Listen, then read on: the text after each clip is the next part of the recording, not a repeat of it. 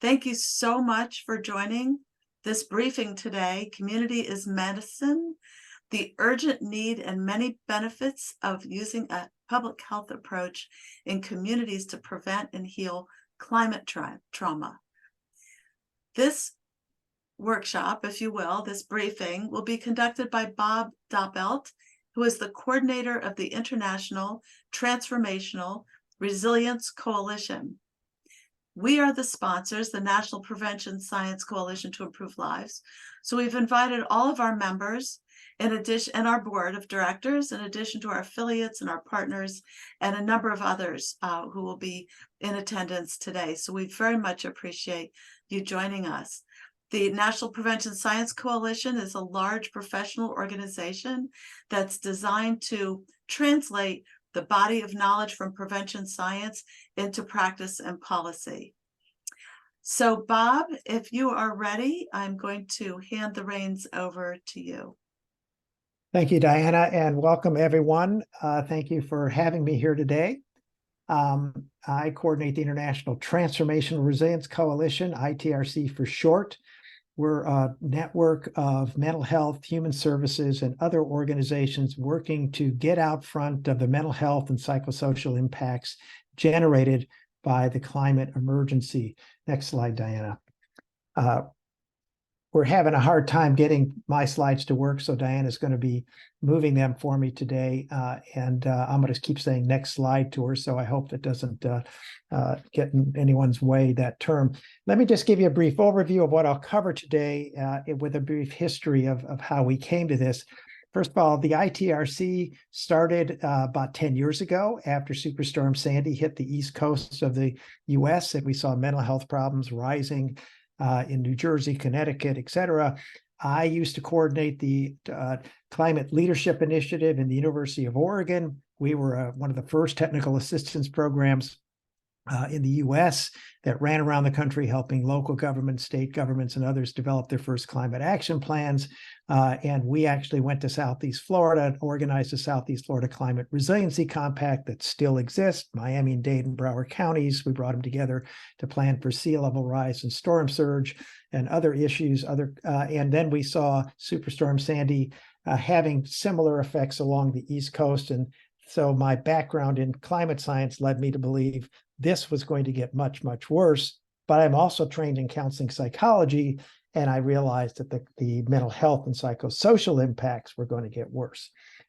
So since that time, we've been running all sorts of conferences and workshops. Many of you might have attended one of them. And about 4 years ago, 3.5 years ago, a number of our members came to us, Red Cross members and others, and said, we've got to come up with a different approach to deal with the mental health and psychosocial issues generated by these disasters, because we simply cannot keep up with what we're seeing. So that led to what we thought was going to be a 6-month research project. We had a bunch of grad students involved. It turned out to be a 2.5-year research project, but very interesting. We looked all over the world, interviewed people, read research, et cetera, asking the question, is there an approach that can prevent and heal mental health and psychosocial problems generated by ongoing, relentless adversities? And it turns out there is, and that's what I want to talk to you about today. It's a public health approach to mental health, and we'll get into that in a second. Once we learned that and learned the methods of it, we've been launching a community of practice for the last 3 years. There's been people from many nations involved. I'll talk about that. We also realized that we needed legislation to support and fund community-based initiatives that use a public health approach to prevent and heal mental health problems. And that led to the federal bill that I'll talk about. And I also, as we were doing that research, people kept asking us, is there a manual for how to organize and operate these kind of local community-based initiatives? That led to my book, Preventing and Healing Climate Trauma, as a guide to building resilience and hope in communities, which is really just that, it's a guide. And I'll talk about that briefly. Dana, next slide, please. So first, we all have to get our heads around the fact that we're in the midst of a rapidly accelerating climate ecosystem biodiversity catastrophe. And all those words are chosen for a particular purpose. It's not just the climate, the atmospheric problems that we're having. We actually have broad-scale ecosystem degradation and collapses and the collapse of biodiversity, and that are interacting together to create the catastrophe. And I'm using the catastrophe in the sense of disaster sociology.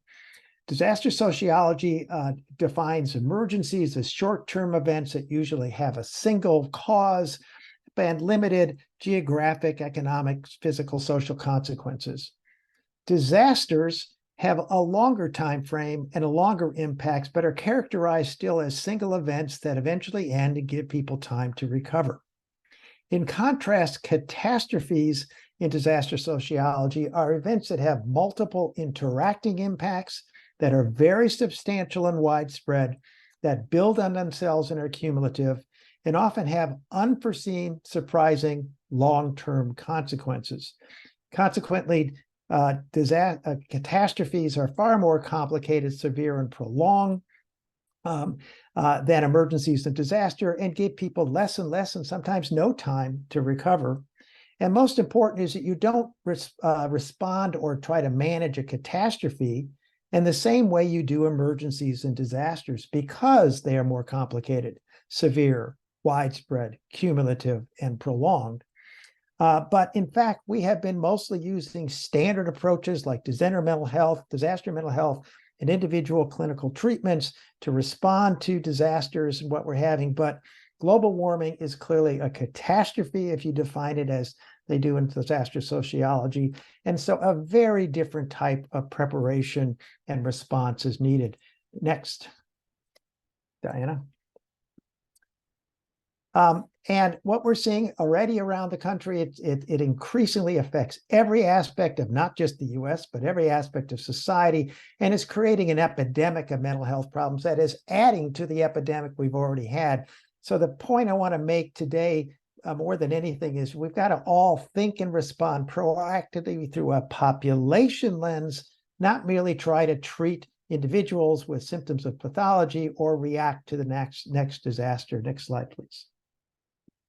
So what we mostly think that the climate emergency involves a lot of disasters and emergencies, and that's true, but the most pervasive impacts that we're seeing in the US and around the world are cascading disruptions to the systems that people rely on for basic needs: food, water, shelter, jobs, incomes, etc., that create stress for everyone.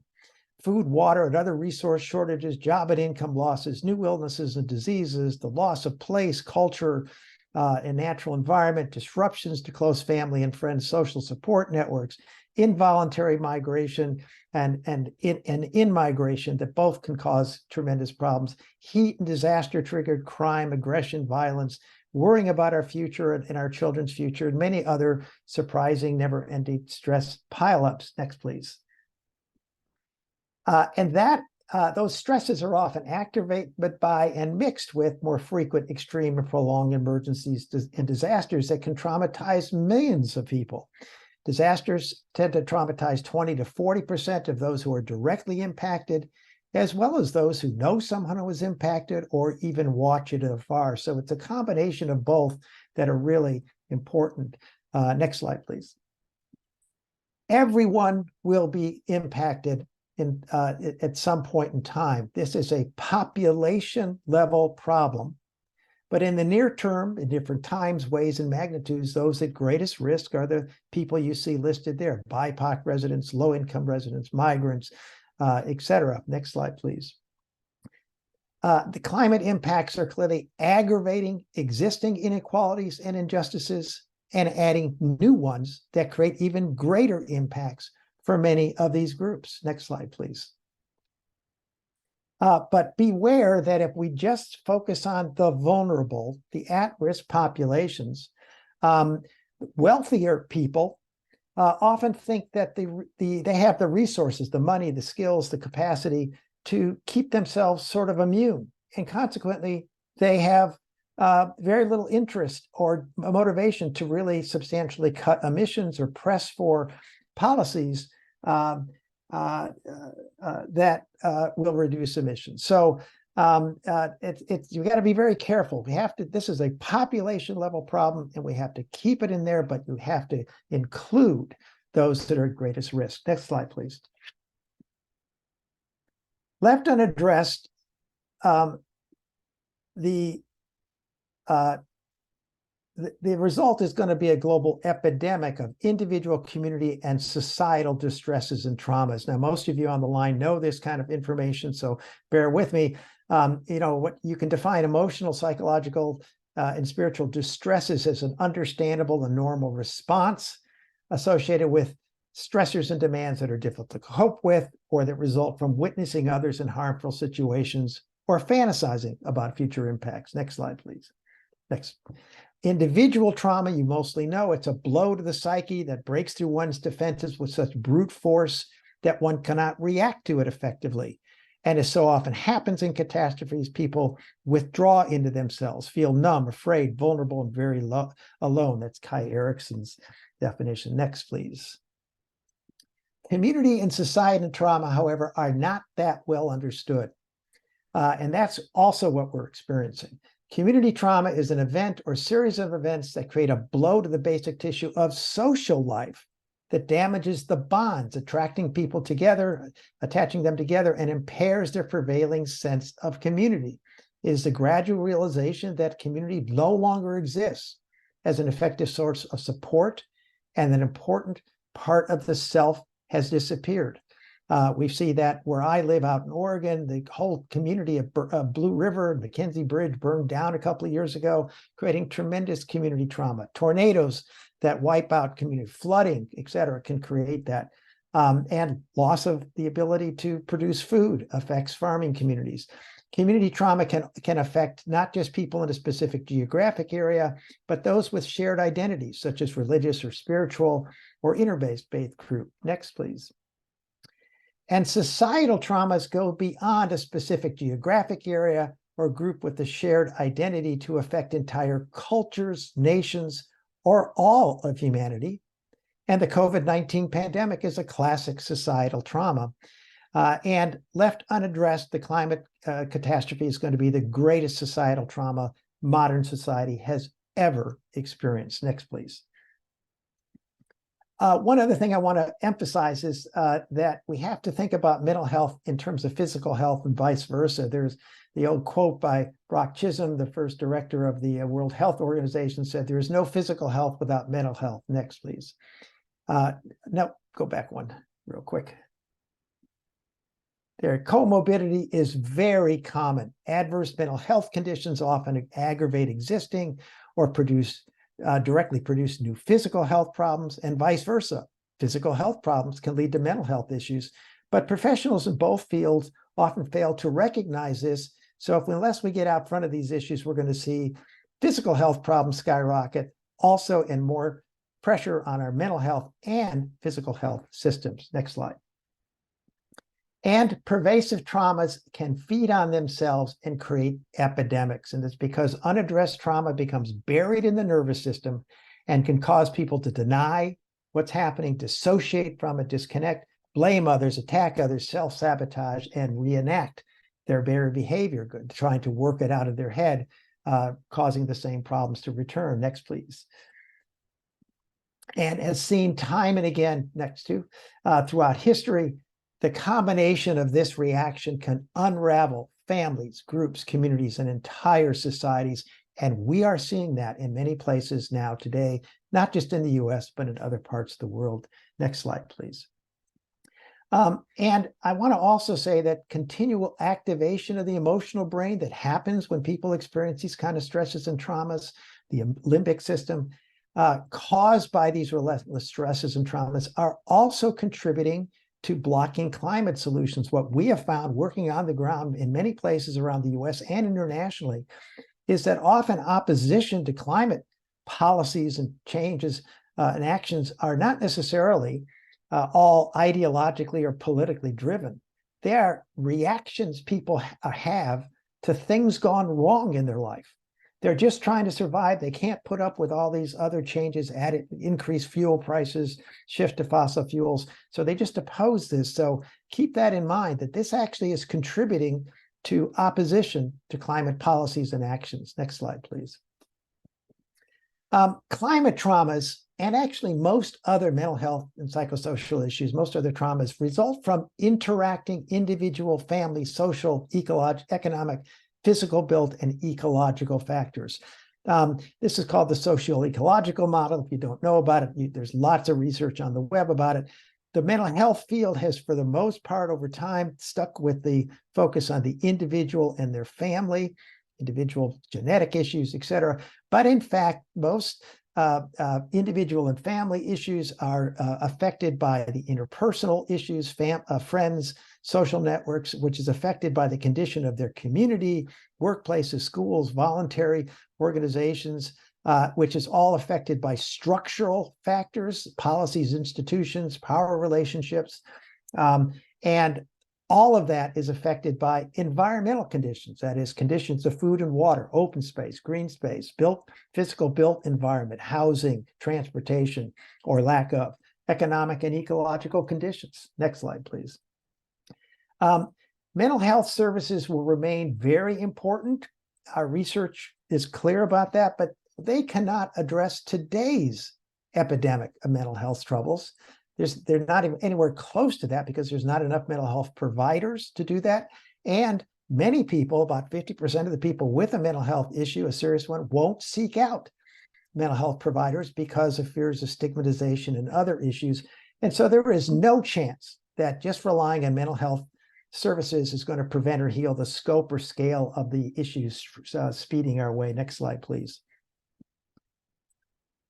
Next. There we go. So we've got to get out of our silos and think systemically and respond holistically.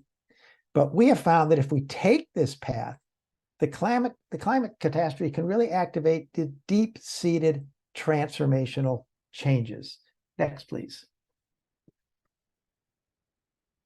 We must build what we call population-level capacity for transformational resilience. And what this means is when suffering is caused by previously unseen external forces that have no endpoint, resolution, or simple cure, that's what the climate catastrophe is. The priority must be to help people develop the capacity to buffer themselves from and push back against those stresses, and find constructive new sources of meaning, purpose, hope, and courage. Next slide, please. So transformational resilience at its core involves helping people to develop the capacity for two different kinds of skills.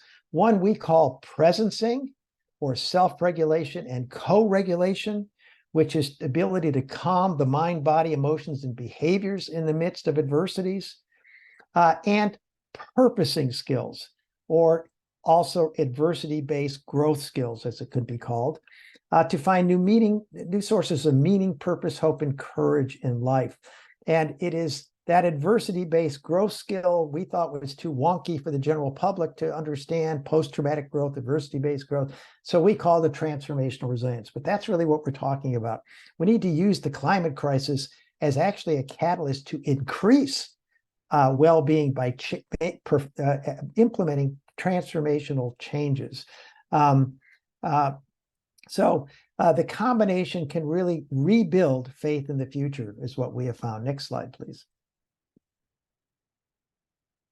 And the capacity for transformational resilience is also shaped by interacting individual, family, community, social, economic, physical, built, and ecological factors. All of those are really important in building transformational resilience. Next, please.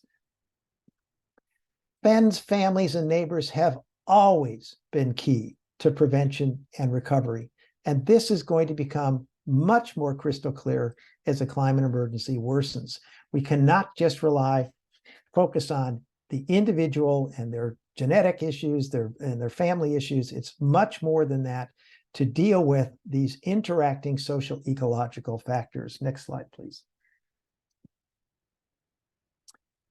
When we were doing our research, we realized and came across the clinical psychologist George Albee's comment that no epidemic has ever been resolved by paying attention to the treatment of the affected individual. He is a psychologist, not a physical health expert. And so he realized the same issue applies as it would to the COVID, for example, or other physical health issues or pandemics or epidemics, that we actually have to go beyond the affected individual. Next slide, please. And this led us to realize that what we need is a population level approach, which requires a public health approach to mental health, mental wellness, and transformational resilience. And this is really key. And we found this being used around the world. I'll talk about it in a second, but they don't call it a public health approach. It's a Western term, but that's what we need. Next, please. A public health approach to mental wellness and resilience takes a population level approach, just like any public health approach does, not one that merely focuses on individuals with symptoms of pathology or high risk groups. So they are included, fully included, using what's called proportionate universalism and life course approaches. You can look that up on the web. I don't have time to go into the details of it, but our mantra must be leave no one behind. Next slide. A public health approach to mental wellness and resilience prioritizes preventing problems before they occur, not merely reacting to or treating them after they emerge. And it integrates group and community-minded healing methods into the prevention strategies. So we must always remember that prevention is the cure, and you involved with the Prevention Science Coalition obviously know that. Next slide, please.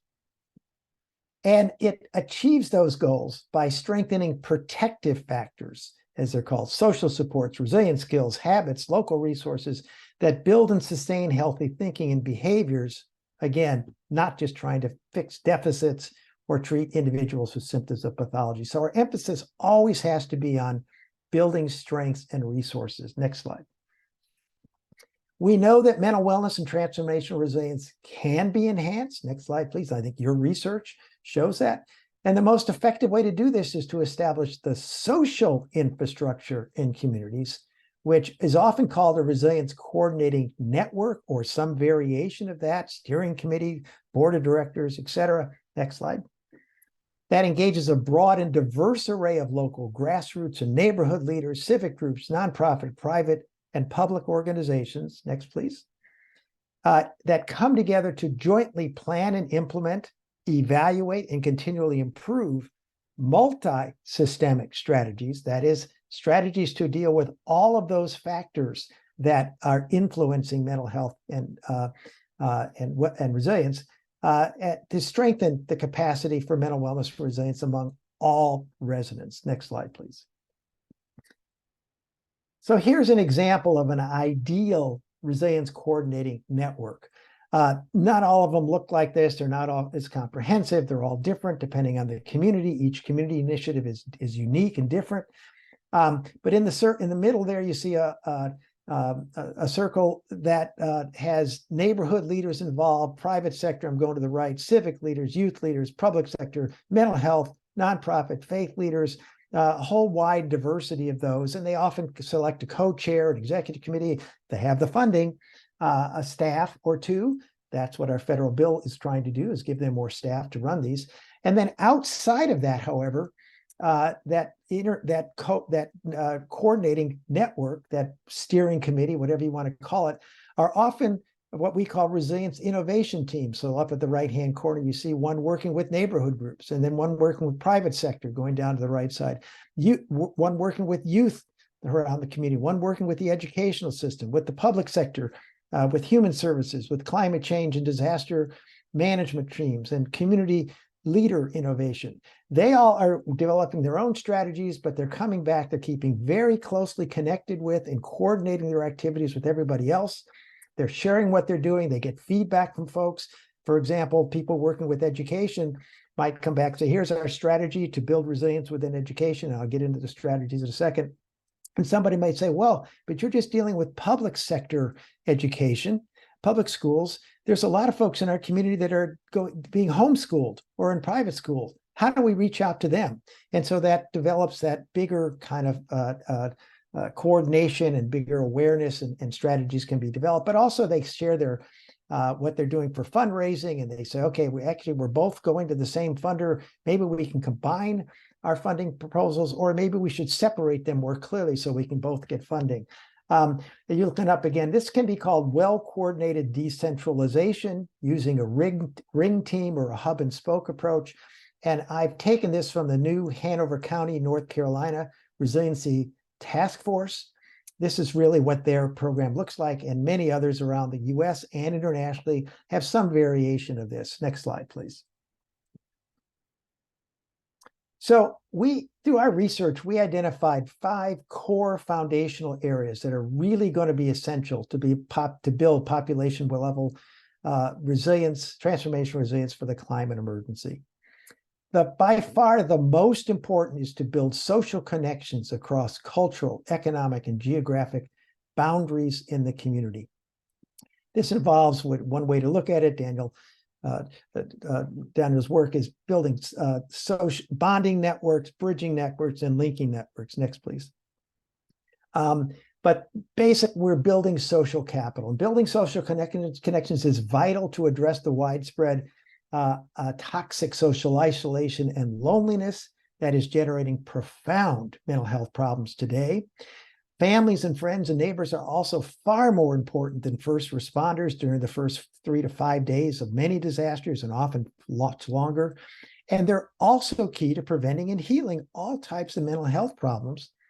And building this kind of social support networks are also essential to build social efficacy and the collective purpose needed to address the climate emergency. And in our research, we found all sorts of exciting and different and unique ways that these community initiatives are building social support networks. Abundant Community Edmonton in Edmonton, Canada, for example, has identified block connectors on about every block in the community. They go out and train them on how to interview people. They knock on the doors and interview people in their entire neighborhood. They find out what they're interested in, what their concerns are. They put it into a database, send it out to everyone, and people get to know each other. Somebody who likes to woodwork didn't know that 3 blocks down, there's somebody who also does like doing woodwork, and they start woodworking together, etc. Another exciting program is the San Francisco Neighborhood Empowerment Program. It actually blocks off streets in downtown San Francisco in different areas and invites everyone out to do a potluck from high rises, etc. People get to know each other. From that, they form a little steering committee that develops a resilience plan. Lots of other exciting examples. Next slide, please. The second, and I'm going to read these in linear fashion, but they're not really linear. They are interactive. But the second foundational area we found is really going to be vital to build transformational resilience for the climate catastrophe is to ensure a just transition by actively engaging residents in creating low emissions, climate resilient, physical built, economic, and ecological conditions. We often think that this has nothing to do with mental health and mental wellness and resilience, and that's not the work of psychologists or others, but in fact, it's critical. Next slide, please. Nope, go back. There we go. Thank you, Dinah. Unhealthy local housing and transportation, that is physical built conditions, ecological conditions, lack of jobs, create mental health problems. But when people see progress in these areas, it builds their hope and courage, which enhances mental wellness and resilience. Father Paul Abernathy, who runs the Neighborhood Resilience Project in Pittsburgh, Pennsylvania, has just said this and found this over and over. When people see progress in these areas, it builds hope and courage, which enhances their wellness and resilience. And it also, in doing this, if you actively engage people, it reduces their greenhouse gas emissions and climate impacts. It increases physical resilience, and it often creates the political pressure for change. We often let government and private sector folks do this work. But what many organizations are finding around the US and internationally is when local residents are actively involved, it really changes because local residents are the people affected by these issues. Next slide, please. The third major focus we found was to build universal literacy about mental wellness and resilience. And this involves helping everyone become both trauma and resilience informed. Next, just add that. And what this means is that you first help everyone, all adults, adolescents, and young children, understand how trauma and toxic stress can affect their mind, body, emotions, and behaviors. and how it can affect groups. When you see groups doing all sorts of weird things, they're often traumatized. And they're reacting with the fight, flight, freeze reaction, which is what all humans do when we go into this. So, and then help them develop presencing or self-regulation skills and purposing or adversity-based growth skills. Fostering this kind of literacy, which builds on health literacy, normalizes mental health struggles. They realize they're not alone. Everybody experiences this. It reduces fears of being stigmatized if others find out that they have these issues going on. And then people have less stigmatization to others when they understand this also. And it builds the knowledge and skills that people need to prevent and heal mental health struggles within themselves and help others do the same. Next, please. The fourth area we found that was very important to build population level capacity for transformational resilience for the climate emergency is to help residents regularly engage in specific practices that we know, research knows, enhances mental wellness and resilience during adversities. Laughing often, practicing forgiveness, keep people learning, being grateful, finding simple joys, and caring for the body. Next, just add some content there. When engagement in these activities releases trauma from the nervous system while building social connections often and creating the collective efficacy, purpose, and courage needed to address the climate catastrophe. And again, there's some exciting programs out there doing this.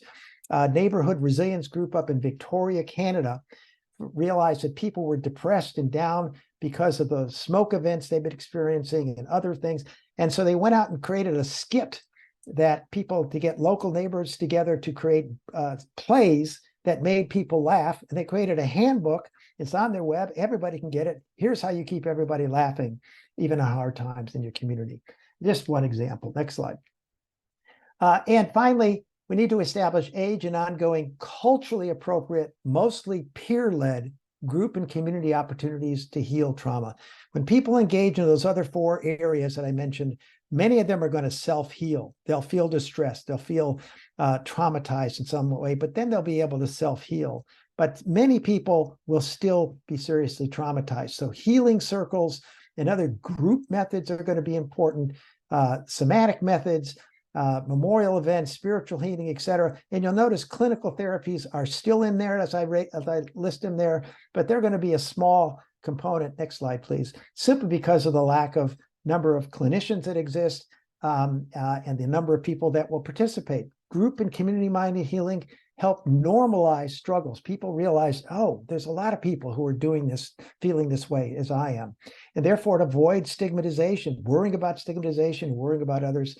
And it builds the social connections because people are doing this in groups. And common purpose and courage needed to remain healthy and hope during the long climate crisis. Next slide, please. There's lots of examples of these kind of programs underway. That you can look through these later, but the North Carolina's Healthy and Resilient Community Initiative has 40 different initiatives. They're focused on 4 ACEs: adverse childhood, community, and climate experiences, and atrocious cultural experiences. Virginia's Trauma-Informed Community Networks has 32 different networks underway. Peace for Tarpon in Tarpon Springs, Florida, is the first trauma-informed community in the country. The Community Resilience Initiative in Walla Walla, the San Francisco Empowerment Network that I mentioned. Putnam County, New York had a community resilience coalition focused on youth. They ran out of money and ended. And there's many that are listed under the Mobilizing Action for Resilient Community MARC program, the Philadelphia Health Federation of Philadelphia ran. They're mostly focused on ACEs, adverse childhood experiences. Next slide. And there are many examples of this kind of initiative, different forms of it, that are international. The Interagency Standing Committee, Mental Health, Community-Based Approaches to Mental Health and Psychosocial Support says a community-based mental health and psychosocial support approach builds individual communities and social systems that puts individuals, communities, and social systems at the center of the intervention and in all phases of the response. And one of the places you can find more about that is the Mental Health and Psychosocial Support Network, MHPSS.net, that I'm part of and ITRC is part of. Next slide, please. Only a few of these initiatives describe their work as a public health approach. Each is unique. They're all different based on the demographics, the cultural capacity, the cultural makeup, and the resources they have. None address all 5 of the core foundational areas I just described, and only a few are explicitly focused on the climate emergency, but some are. Next slide, please. But they show how community is medicine. They show that community can be medicine. Next slide, please. If those that are not focused on the climate catastrophe expand their focus to address it, and thousands of new community-based initiatives that use a public health approach to build mental wellness and resilience are launched, we can build universal capacity for transformational resilience. Next slide, please. And I just want to emphasize again that building the social infrastructure in communities now, everywhere, in every neighborhood and town in the US and internationally, is going to be vital to prevent and heal these kind of traumas and to address the catastrophe. Next slide, please. Although they're well-intentioned and can be helpful, mental health services offered only after symptoms appear, programs focused only on single populations and isolation from others, and actions by single organizations on their own. Next slide, please. They cannot build the population level mental wellness and transformational resilience that we urgently need for the climate catastrophe that is going to go on for decades and actually get far worse. Next slide, please. So with this information in hand for the last 3 years, we've been running a community practice on how to organize and operate resilience coordinating networks. And we've had people from throughout North America, US, Canada, Mexico, and many other EU nations, Africa and Asia have also been involved. It's a very exciting program. We're going to start 2 new ones in the fall, or in the early winter of next year, one for community practitioners, another for government officials. And if you're interested in that, just let us know. We'll announce that sometime probably in late October. Next slide, please.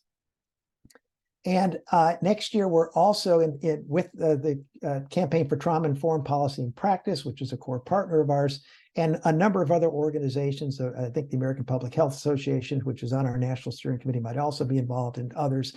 We're also going to announce a commissioning program to help neighborhoods and communities form and operate resilience coordinating councils. So what we mean by that is we're going to help them move from just getting together to developing their strategies and then really beginning to implement their strategies. And when they do that, they'll get a certification from us, a commissioning certification, that a logo, et cetera, that they can use to go out and try to raise money. Next slide, please. But we also realize that new policies are needed to fund and support these resilience coordinating networks. Almost everyone we talked with said what's really the most challenging issues we have is to get funds to get going, to get organized, and then funds to allow us to improve our operations to the point that we can go out and become self-sufficient. It takes 3 to 5 years for most of these initiatives to really get developed to the point where they're really that self-sufficient and can raise a lot of money from their own foundations, donors, members, et cetera. So we worked with members of Congress to introduce what is now, I think, a landmark bipartisan HR 3073, the Community Mental Wellness and Resilience Act of 2023. It was introduced in the House and actually we worked with Representative Paul Tonko, a Democrat from New York, to write the bill. It was introduced with him and Brian Fitzpatrick, a Republican from Pennsylvania, as the original co-sponsors, and now we have 9 other co-sponsors. And then Senator Ed Markey and 3 other co-sponsors introduced a companion bill in the Senate. Next slide, please. And it's endorsed by 150 national, state, and local organizations. I'm going to guess by the end of the year, there'll be well over 200 endorsers. Next slide, please. And we held a briefing, a virtual congressional briefing on the bill on July 20th, and the National Science Prevention to Improve Lives was a co-sponsor of the briefing, which we appreciate. And we're going to hold another one on September 21st. And it's co-sponsored by many, many organizations, as you can see, including the National Science Prevention to Improve Lives and many others. And we welcome you. It's going to focus just in on the legislation itself, and you'll hear from these groups that I just mentioned, these community resilience initiatives, people who lead those groups, they're going to speak about it more than I will. So if you're interested, you can go to the ITRC website and register for it. There's over 500 people already registered. So I think we'll have 1,000. Last time in July, we had 1,300 people registered. Next slide, please. But I want to emphasize that similar policies are needed at the territorial, state, county, and community levels and in other nations. A federal bill, federal policy is not going to fund all these different community initiatives. We need to ask your state representatives, your county officials, your local government officials, if they can create a program and a policy to help fund and support these kinds of initiatives, and other governments. We have a model legislation on our website that you can use to adapt to whatever you might need. Next slide, please. There we go. And I would just take a few moments and then we'll just open it up to question and answer. I want to talk about research because that's what most of you do. I don't normally do this in a presentation except with researchers, but I want to just reemphasize that research should focus on strengths, not deficits. So the key question to ask yourself as you're a researcher is what fosters and sustains wellness and resilience during adversities? This is what the National Prevention Science Coalition does, I think. Next slide, please. Building population mental wellness and resilience involves actively engaging residents in strengthening existing protective factors and forming new ones, not trying to eliminate risk factors, fix deficits, or treating symptoms. So deficit-based and damage-centric research should really be avoided and instead focus on a strength-based approach that helps resilience coordinating networks assess their current resources and protective factors and potential new ones, assess their engagement methods, their strategies, and other aspects that support the community. Next slide, please. And effective research requires a with, not for approach. Action research is the most helpful to assist these resilience coordinating networks to learn and improve their programs. And this type of research has always got to fully integrate the community into the goals and methods. We can't just be doing this on our own. And this means it has to be done in partnership with all of the partners involved in the process. You saw that ideal resilience coordinating networks. You got to contact and be involved with all of them in co-creating the goals and the methods, and therefore the buy-in of the outcomes. Next, please. And this requires really demonstrating meaningful commitment and reciprocal collaboration, which frankly is very different. I've done this in my past too, until I learned better, from the historic sort of extractive research process that we often use, jumping in, getting what we need for our project, and then jumping out. This means we have to actively show up, develop relationships with members of the resilience coordinating networks, not just develop short-term connections with the leaders or the funders. Next slide, please.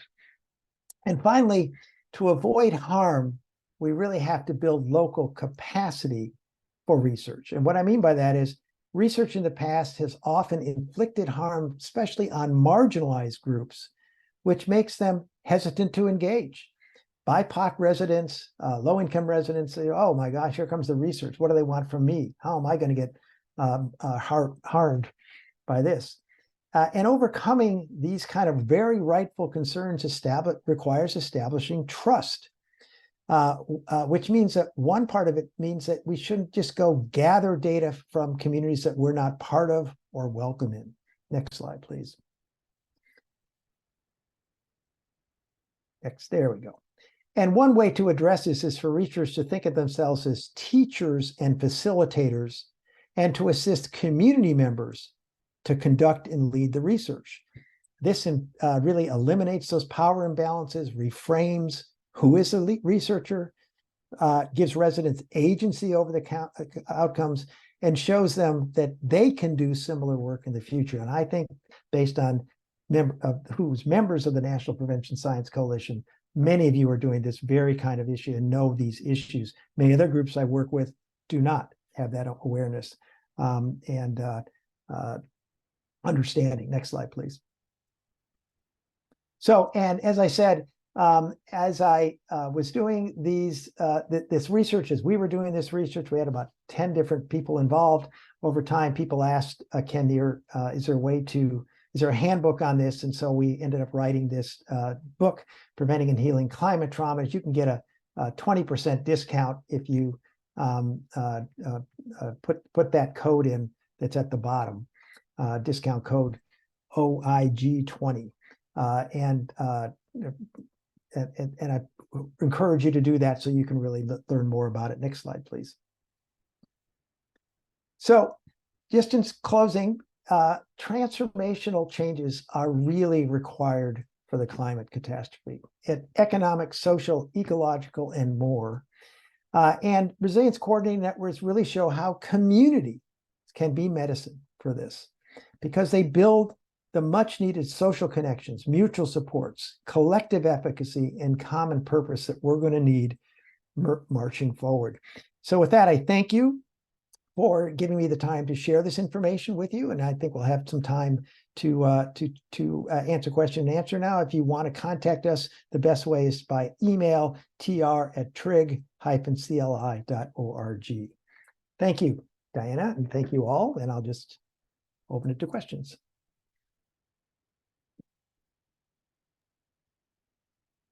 Thank you, Bob. That was phenomenal. And as you will soon see in the chat, there's been a tremendous amount of chatter and enthusiasm and excitement about the materials that you presented. So we really want to thank you for this very informational talk. There were a lot of questions as you spoke. I apologize for a glitch here and there.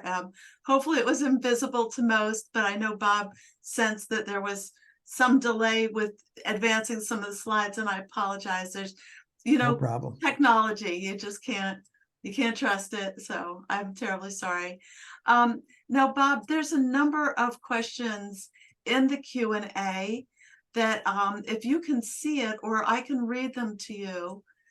One of the questions from Alyssa: is there any data or research on relationships between climate trauma and substance use or misuse? That's a good question. Thank you for that question. I'm not sure that I know of that kind of research, but it'd be a good topic. But we do know that stresses create that kind of trauma, and so you're just adding another kind of stress. Whether you want to single out climate traumas per se, because they're often intermingled, and actually a climate trauma is often caused indirectly by the climate emergency. It's a food shortage that might have been done by a heat event or drought somewhere else, that cause food prices to go up, et cetera. So just beware of how you're defining that. But I'd love to know if you can find some research like that. Yeah, there's so many topics that I think are going to be researched in the coming years that are going to emanate from the awareness now of the climate crisis. And more and more people are being affected by it. And certainly if you live in a threatening environment, it increases risk. Sorry to be deficit oriented for 1 second, but it does increase risk for various kinds of psychopathology, including substance use. So I would imagine it's going to end up falling into that bucket.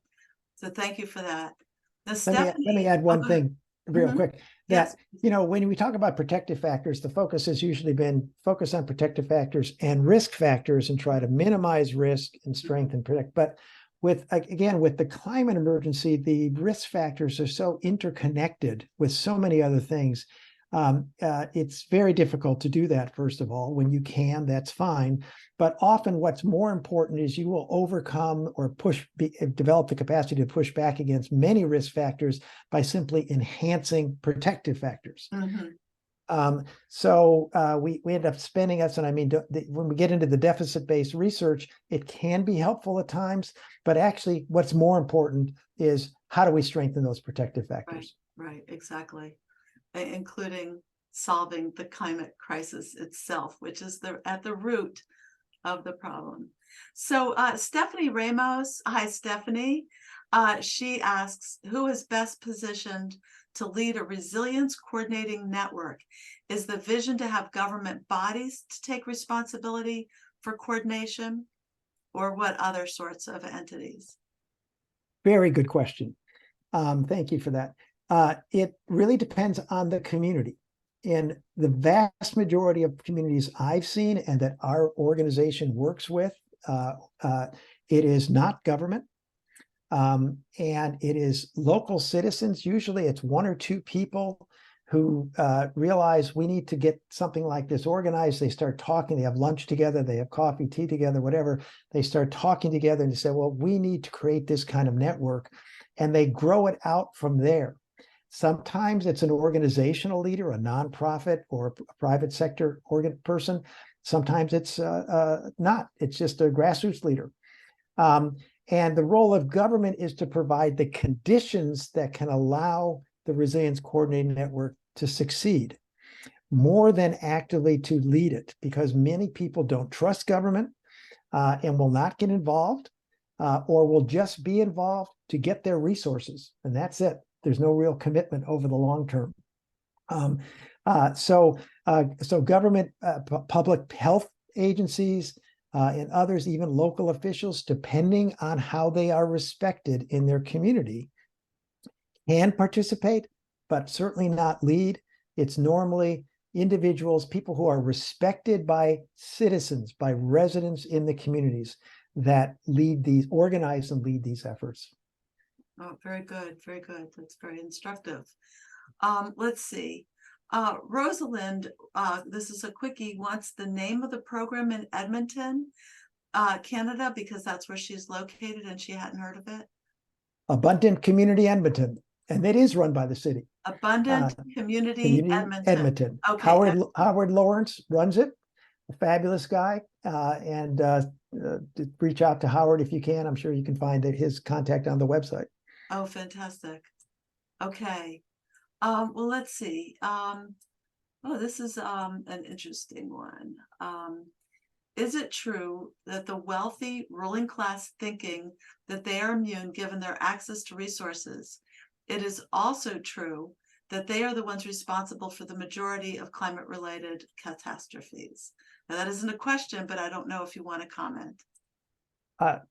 Yes, I will comment, and I think it's right on target. And it's also where most of the opposition to climate policies is coming from. There is I don't know how to put this carefully. There is a mindset, a belief system that especially white males and white people are superior. That is held by a number of different people, and superior in terms of their biology and in terms of their intellectual and capacity and skills.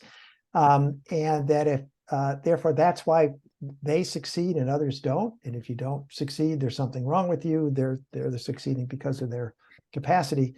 And that plays a big role in the climate emergency. They are that population that it's driving the individualism, which drives more consumption, resource extraction and consumption, which is all powered by fossil fuels. We've created the whole economic system around that underlying philosophy. We need more and more and more. And we have to address that issue. You have to not only address, if we think, say this carefully, if we think that just reducing emissions is going to solve the problem, shifting to clean energy, without addressing these other kind of very ingrained ideological, cultural beliefs, it's going to be very, very challenging, because there's going to be a huge pushback all the time, because it addresses that. The whole fossil fuel industry is organized around that belief in individualism and more and more and more. So there's more to say about that, but I absolutely agree with that comment. And that's why we need to be very careful, not just to say, oh, this is a problem for the vulnerable, the most vulnerable, because that lets everybody else or many other people off the hook. We'll give them a little more resources and that'll be it. Nothing I have to do to change, and I don't have to pressure the economic system and politicians to make changes.